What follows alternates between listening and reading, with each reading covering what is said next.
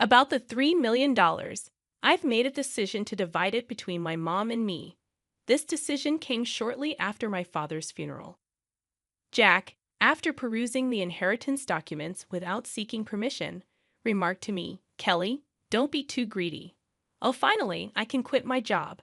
I have to thank that doddering old man." Doddering old man? Are you talking about my dad? I inadvertently blurted out. Disregarding my confusion, Jack and my mother-in-law enthusiastically discussed plans to buy a new car and go shopping. Faced with this unexpected turn of events, I could no longer contain my emotions.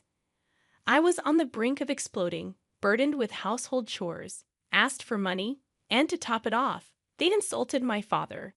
I didn't want to live with Jack and my mother-in-law anymore. Suppressing my anger, I forced a smile and replied, "Sure, feel free to use the money as you and my mother-in-law please. I am Kelly Cohan, a 38-year-old housewife working alongside my husband. My parents were doctors who ran a well-reputed clinic in our hometown. As an only child, I was showered with love. After graduating from the School of Pharmacy, I secured a job at a major pharmaceutical company. Although my parents were disappointed I didn't become a doctor, they respected my decision. 10 years ago, my mother unexpectedly died in an accident, leaving me and my father devastated. During those difficult times, Jack, then my boyfriend, supported me. We met through a mutual friend, and 2 years after my mother's passing, Jack proposed. Jack was an ordinary salaryman in the food and beverage industry. Despite earning significantly more, I believed we could overcome any difficulty and be a happy couple. My father was overjoyed when I told him about our engagement. "I've heard how Jack supported you, Kelly. Thank you so much. Please continue to take care of her," he said. Facing my father, Jack stood straight and promised, "I will make her happy." Standing next to Jack, I was enveloped in feelings of happiness. The following week, we went to Jack's family home to announce our marriage. His mother, with flashy makeup and divorced from Jack's father, evaluated me rudely. "Marriage, huh? You're Jack's choice, are you? Isn't she a bit plain for your choice? And she's older, right? Wouldn't a younger and prettier girl be better for you?" Jack quickly retorted, "Mom, you know M Pharmaceuticals, right? Kelly works there. Her father is a doctor and runs his practice." I expected Jack to praise my character, but instead, he emphasized the financial advantages.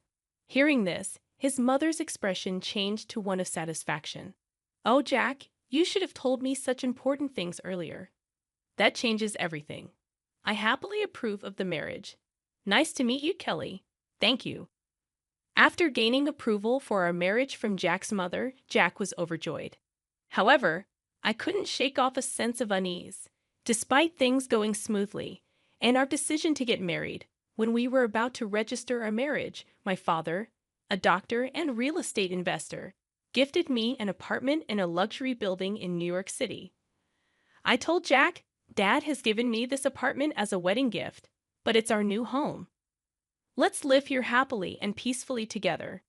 Jack smiled happily, and thus our married life began. However, after getting married, I realized something unsettling.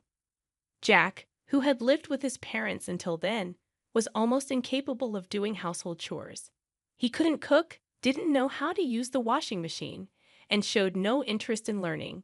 He would leave his garbage scattered around, not bothering to throw it away.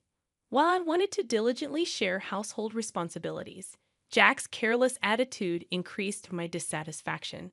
In the first year of marriage, I took on all the household responsibilities despite some complaints, given that we were still in the honeymoon phase. But with the exhaustion from work and struggling to keep up with chores, I reached my limit in our second year. Deciding to have a serious talk with Jack about sharing household duties, I bravely expressed my dissatisfaction. To my dismay, Jack responded without gratitude or reflection, saying, "I'm tired from work too. You're much better at chores than I am, right? It's better if you do them since I'm not good at it." Dismissed just like that, Jack hardly helped with the chores, and I continued to bear the brunt of our household responsibilities. But that wasn't the only problem. After marrying Jack, I discovered his mother also had some peculiar ideas. Jack wasn't very interested in seasonal events, so I decided to send a quality scarf and carnations to his mother for Mother's Day. Despite choosing a nice scarf from a department store, his mother called me sounding displeased. She criticized the scarf, saying it wasn't from a famous brand and was absurd to send such a no-name item. I tried to explain its quality, but she wouldn't listen, insisting she wanted items from a very famous luxury brand. Stunned, I reported this to Jack when he returned home. But instead of empathizing, he said, "What? It's just being. Just do as she said." Jack didn't take my side, and from then on, we started giving her cash as she demanded. Moreover, by our 5th year of marriage, she began visiting our home frequently, always finding reasons to ask for money. Jack, without any complaints, would always smile and give money to his mother. Even though I had a job, Jack's income was limited and small, making our daily life just barely manageable. Desperation led me to dip into our savings to cut living expenses. Despite my frustrations, I knew Jack cherished his mother, and she was an important person to me, having supported me during tough times. She's the mother of someone important to me, and with that thought, I endured. Now, in our 8th year of marriage, I continue to handle all the household chores and keep giving money to my mother-in-law. One day during this routine, my father, whom I hadn't seen in a while, unexpectedly called me. The story he shared during our rare meeting was shockingly unexpected. He revealed that he was suffering from terminal cancer, and treatment was no longer possible. Overwhelmed with shock, tears spilled from my eyes. My father gently stroked my head, just as he did when I was a child, saying, "Kelly, this is fate. Let's accept it quietly." I questioned, "Dad, why even you?" Thus, my days became a juggling act of work, household duties, and now visits to my father's hospital. While work allowed some flexibility, managing the household was not easy. When I told Jack I would be caring for my father, he showed no reaction or willingness to help. "Well, it's tough with your father's sudden condition, but please do your best," was the only thing Jack said. He visited my father in the hospital only once. I was so preoccupied with my father's care that I had no time to spare for Jack. If I had time to worry about Jack, I wanted to prioritize my father. One day, as my father lay in his hospital bed, he suddenly asked me, "Kelly, how is your marriage with Jack going?" Caught off guard, I found myself thinking about Jack's attitude at home and his mother's behavior. I couldn't answer properly. Seeing my hesitation, my father seemed to understand and spoke to me, "Kelly, you don't have to endure. Think about your happiness. Don't worry. You won't have any hardships after I'm gone." I couldn't hold back my tears and wept, and my father silently and firmly held my hand. 3 months later, the inevitable moment arrived. My father passed away quietly. Engulfed in immense sorrow, I started arranging the funeral. Jack, however, showed no interest in my grief and didn't help with any preparations. Despite this, I was too busy with the funeral arrangements to pay much attention to Jack. Many friends and acquaintances attended my father's funeral, making it a heartfelt farewell. Even the indifferent Jack and his mother attended. The day after the funeral, I received a call from a lawyer about my father's inheritance. I arranged a meeting with the lawyer and listened to the explanation. The information was all new and quite surprising. After deducting taxes like inheritance tax, my father's estate amounted to over $3 million. He had not only earned income as a doctor, but also made real estate investments, leaving behind such a vast fortune, all of it to be inherited by me, his only daughter. Wrapped in surprise and gratitude, yet trembling at the thought of handling such a huge amount of money, I proceeded with the inheritance process. After returning home, I spread out the documents received from the lawyer on my desk. Reading through them, exhaustion overwhelmed me, and I ended up dozing off on the sofa for a short while. When I awoke, I heard the cheerful voices of Jack and his mother from afar. "Huh, Jack and mother too. When did you come?" As I spoke, Jack approached me with a beaming smile, saying, "Yes, Kelly, well done. Huh, what? Confused by his sudden excitement, I noticed the documents in Jack's hand. They were the inheritance papers I had received from the lawyer. Wait, don't just read those without asking. Shocked and angry at Jack for looking through the documents without permission, I raised my voice at him. However, my mother-in-law, unconcerned, happily chimed in, "Wow, an inheritance of $3 million. Isn't that amazing? Now we can live comfortably for the rest of our lives." Confused, I couldn't understand why my mother-in-law suddenly said that. Then Jack turned serious and continued, "By the way, about this $3 million, I've decided that it will be split between me and my mom." It was right after my father's funeral. Jack, having looked at the documents related to the inheritance I was supposed to receive without permission, said to me, "Kelly, don't be too greedy." Oh, now I can finally quit my job. I have to thank that doddering old man. Doddering old man, are you talking about my dad? I accidentally said it out loud. Well, anyway, let's proceed with the inheritance process and get the money into our joint account as soon as possible. Ignoring my confusion over this sudden turn of events, Jack and my mother-in-law were excitedly talking about buying a new car and shopping. At that moment, I couldn't hold back my emotions any longer. I was on the verge of exploding, being burdened with household chores, asked for money, and to top it off, they insulted my father. While holding back my anger, I replied with a forced smile, "Sure, use the money you and my mother-in-law, please, as you wish."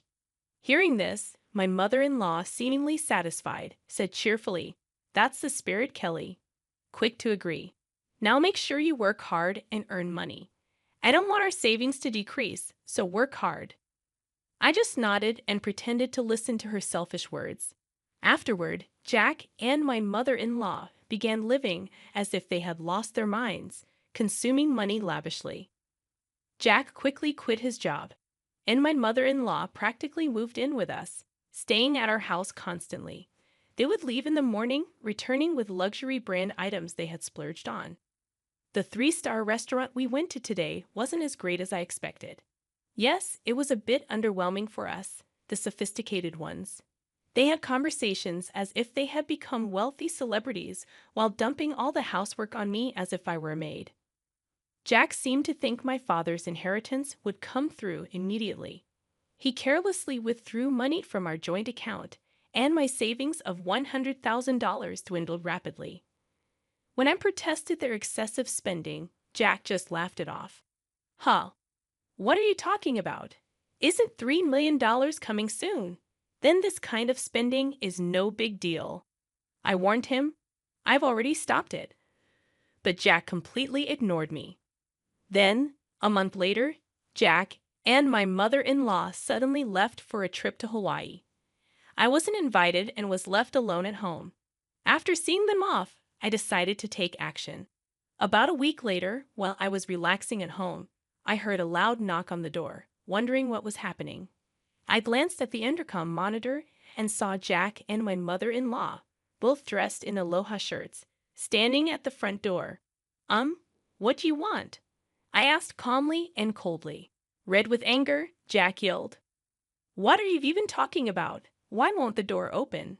Seeing Jack and my mother-in-law confused as to why the door wouldn't open, I confidently answered through the intercom, "Well, I changed the locks on the door, so of course it won't open." "What? Why? Let's talk over this calmly at the nearby cafe." "Please go ahead. I'll join you shortly," I suggested. Jack and his mother, after shouting in front of the entrance, seemingly realized it was futile and soon headed to the cafe. Once I confirmed they had left, I made my way to the cafe. Arriving there, I saw Jack and his mother, who had arrived earlier, waiting in a state of fury. "Hey, what's this about? Did you change the locks? Hand over the new keys right now." "There's no need for me to give you the new keys. You both need to leave that house," I calmly told Jack and his mother. Facing a visibly angry Jack, I presented a piece of paper. It was a divorce petition I had already filled out. "Divorce? You're serious about divorcing me?" His mother was equally shocked and bewildered. Kelly, why has it come to this? I spoke quietly to the two who were panicking and flustered. By the way, you've been spending lavishly every day. Are you sure your finances are okay? What money? Of course, it's fine, Jack retorted vehemently, spitting as he spoke. Your father's inheritance is coming, right?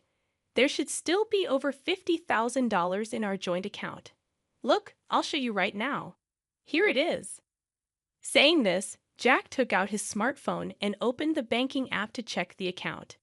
At that moment, his expression changed abruptly. What? What's this? Why is the money gone? It was there just the other day. Hearing Jack's words, his mother also hurriedly looked at her phone, her face showing confusion. I revealed the truth to them as they were panicking, not understanding the situation. Of course, it's gone. I'm divorcing you. So I moved that $50,000 to my account as part of the property division. What? What do you mean? Jack's face turned to anger for a moment. But then he smirked, as if remembering something. Fine, I'll divorce you then. Transfer the inheritance you got from your dad right away. After all, property acquired during the marriage is split half and half in a divorce, right? Well, you might be misunderstanding something. I replied, why didn't you know? The inheritance I received, even though it was during our marriage, doesn't count for property division. There was a moment of silence between us. Then Jack and his mother's expressions changed drastically. Perhaps they truly believed they would receive part of my inheritance. I was just astonished and could only sigh in disbelief. No, that can't be true. That's impossible. Her face turned red with a mix of denial and anger. Please check for yourself, I said mockingly. Jack started frantically searching on his smartphone. It says here, property inherited by one spouse from a parent is considered separate property. Therefore, it's not subject to division and can't be split between the spouses. What? Seriously? His mother too looked at the screen in shock. Then Jack approached me, pleading desperately, Kelly, please don't divorce me. I have no savings and no job. How am I supposed to live if you divorce me? Faced with Jack's whining, I spoke to him clearly and firmly. What are you talking about? Take responsibility for your actions. I will never forget how you both treated me. I'm divorcing you. I'll go to court if I have to. Intimidated by my fierce demeanor, which they had never seen before, Jack and his mother shrunk back in fear, whimpering softly. Leaving the two of them dejected, I walked out of the cafe. Later on, Jack and I were able to go through the divorce proceedings without any issues. The $50,000 I had moved from our joint account was recognized as part of the marital property division. Eventually, I managed to get Jack and his mother out of my house. Jack, having already squandered the money from the property division, found himself penniless. Furthermore, he was overwhelmed with bills from the overseas trip and other expenses he had paid for with his credit card, quickly sinking into debt. Jack and his mother had to take on even more debt to make these payments, and they now live in a rundown apartment, working tirelessly every day to pay off their debts. The stark contrast to their former lavish lifestyle has been a huge shock for them. On the other hand, I sold the condo I used to share with Jack. I then moved into the apartment that used to belong to my father. I continue to work as before, but with the inheritance I received from my father, I am living a comfortable life financially. With gratitude to my late father in my heart, I want to start anew and cherish my life ahead. I aim to protect my happiness and spend my days peacefully.